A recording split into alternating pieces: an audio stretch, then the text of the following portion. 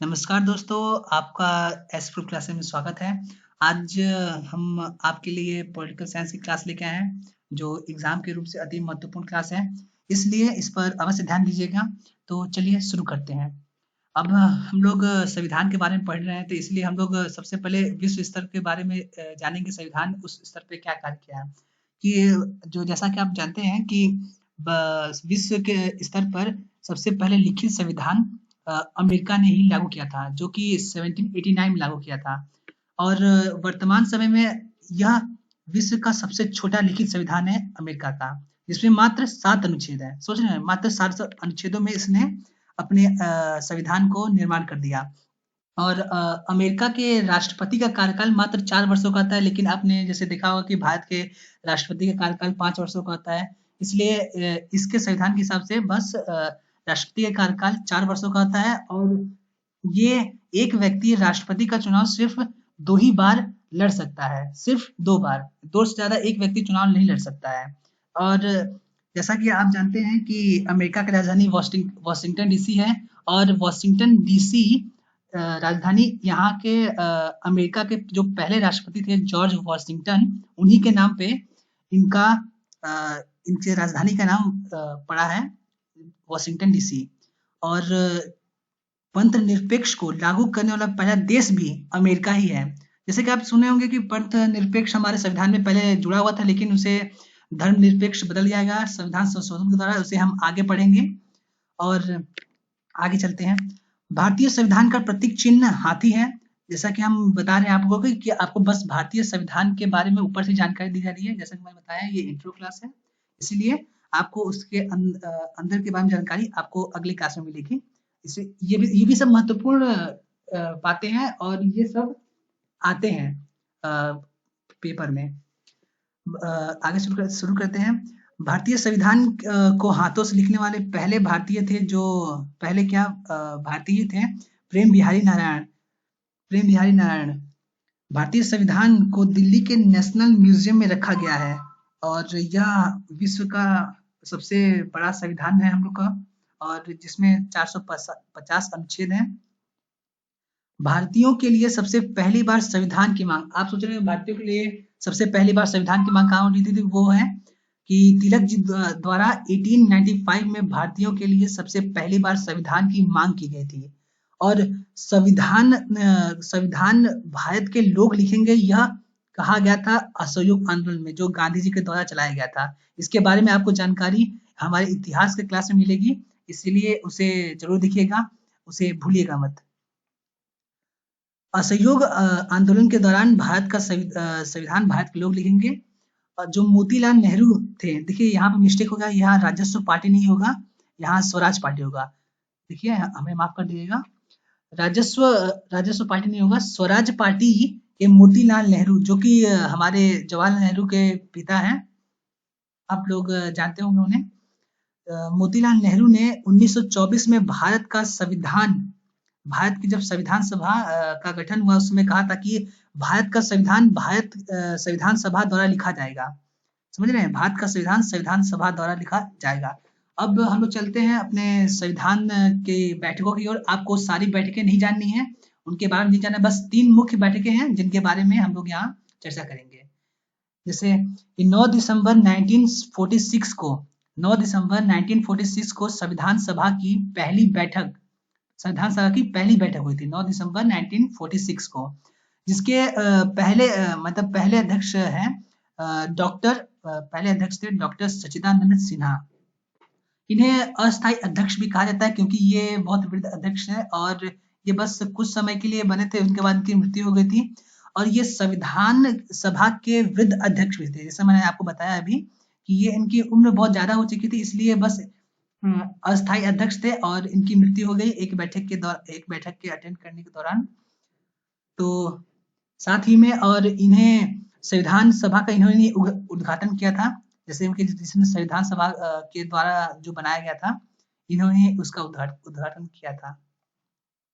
तो दोस्तों, संविधान सभा की जितनी भी बैठकें हुई, संविधान सभा का मतलब जो पहली, दूसरी, तीसरी, आखिरी जितनी भी बैठकें हुई, वो दिल्ली के चैम्बर्स ऑफ कॉमर्स कॉलेज में हुई। समझ में, दिल्ली के चैम्बर्स ऑफ कॉमर्स कॉलेज में। और 11 दिसंबर 1946 को संविधान सभा की दूसरी बैठक हुई, जिसके अध्यक्ष थे बिहार के गांधी डॉक्टर राजेंद्र प्रसाद। आप पूछेंगे बिहार के गांधी कौन होंगे? इसके बारे में भी आपको जानकारी हमारे हिस्ट्री क्लास में मिलेगी, अवश्य मिलेगी। इसीलिए अगर मैंने पहले बताया है, इसका जो पृष्ठभूमि है संविधान का, वह हिस्ट्री से होकर ही गुजरता है। इसलिए आप हिस्ट्री क्लास को मस्ट है कि देखिएगा जरूर। अगर नहीं देखे तो हो सकता है कि आपको कुछ नुकसान हो, आपको इसके बारे में पता नहीं चल सकता है। तो चलिए हम लोग आगे चलते हैं, थोड़ा नीचे करते हैं। हाँ, ये रहा 31 दिसंबर 1946 को पंडित जवाहरलाल नेहरू के द्वारा प्रस्तावना पढ़ा गया। जैसे आप लोग जानते हो कि हमारा भारतीय संविधान में सबसे पहले प्रस्तावना आता है, उसके बारे में यहाँ से हम लोग जानकारी शुरू होती है कि प्रस्तावना के बारे में बहुत सारे क्वेश्चन बनते हैं।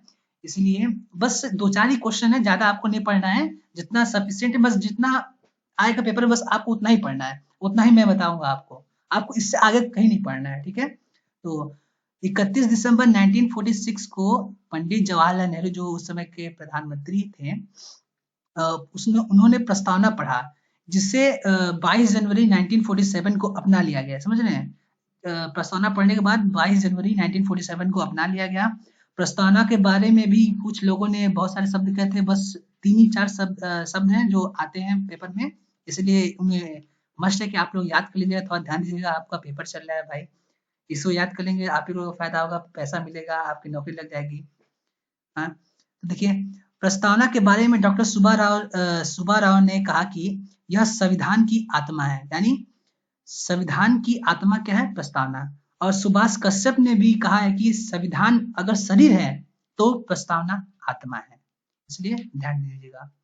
ठाकुर प्रसाद भार्गव ने कहा प्रस्तावना संविधान की जन्म कुंडली है। जन्म कुंडली आप लोगों की बहुत ही बनी होगी, इसलिए थोड़ा ध्यान दीजिए इन लोगों पर भी, ज्यादा इधर उधर बातें मत कीजिएगा। अगर आपको समझ नहीं आ रहा है तो आप हमें कमेंट करके बता सकते हैं, मैं अपने समझाने के तरीका में थोड़ा सुधार लेके आ सकता हूँ।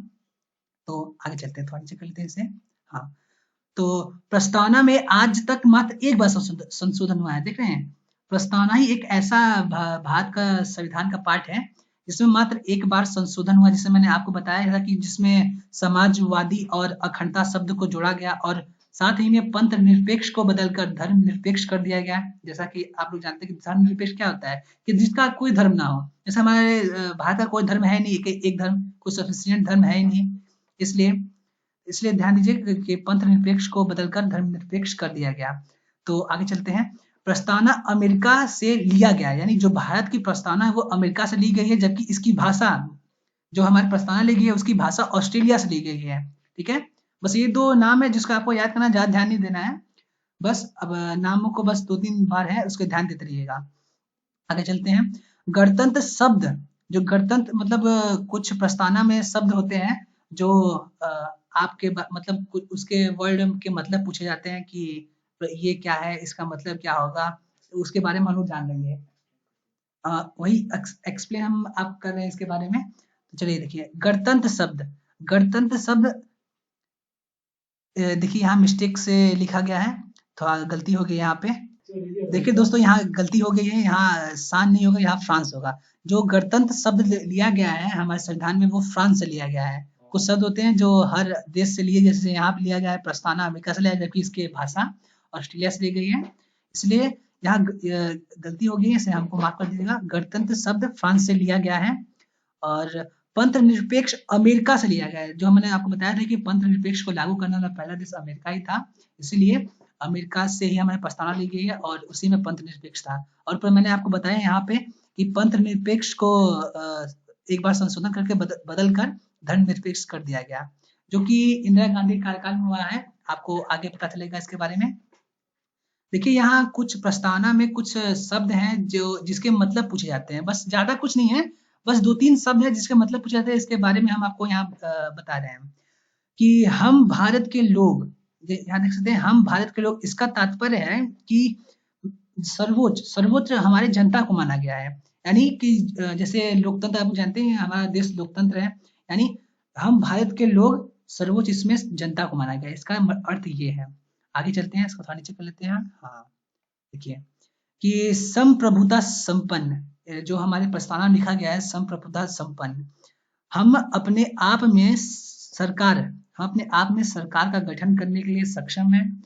किसी भी प्रकार की विदेशी सहायता की आवश्यकता नहीं है। यानी जैसे कि चुनाव में हम चुनाव में किसी विदेशी सहायता यानी कोई विदेश से विदेशी मतलब कि अमेरिका, पाकिस्तान, रूस ये इंटरप्ट नहीं करता। हम अपने संविधान यानी अपने चुनाव हम लोग स्वयं करा सकते हैं, अपनी सरकार का गठन कर सकते हैं। इसका मतलब यही है। यहाँ कुछ शब्द जैसे समाजवादी आपने लोगों ने सुना, समाजवादी सरकार, इसका मतलब क्या होता है? समाजवादी का मतलब होता है सरकार का नियंत्रण, समझे? अपने आप को सुधारिए, सरकार का नियंत्रण होता है समाजवादी का अर्थ। इसीलिए लोग कोई पूछे थे कि समाजवादी क्या है, तो आपने बताइए सरकार का नियंत्रण। ठीक है। यहाँ एक और है कि अखंडता।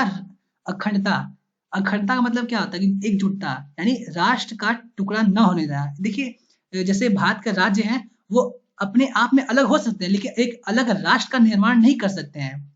इसीलिए इसमें लिखा गया है कि हमारे प्रस्तावना में जोड़ दिया गया है कि राष्ट्र के टुकड़ा न होने देना, ये हमारी प्रस्तावना में लिखा गया है।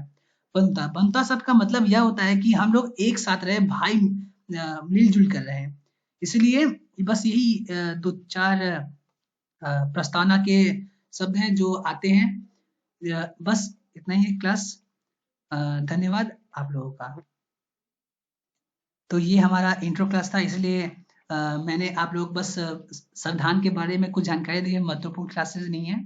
इसके बारे में अगर आपको सेकेंड पार्ट आएगा थोड़ी दिनों में आप लोगों को लिए, इसलिए ध्यान रखिएगा, खुश रहिएगा, हमें सेकेंड पार्ट को अवश्य देखिएगा। धन्यवाद। जय हिंद।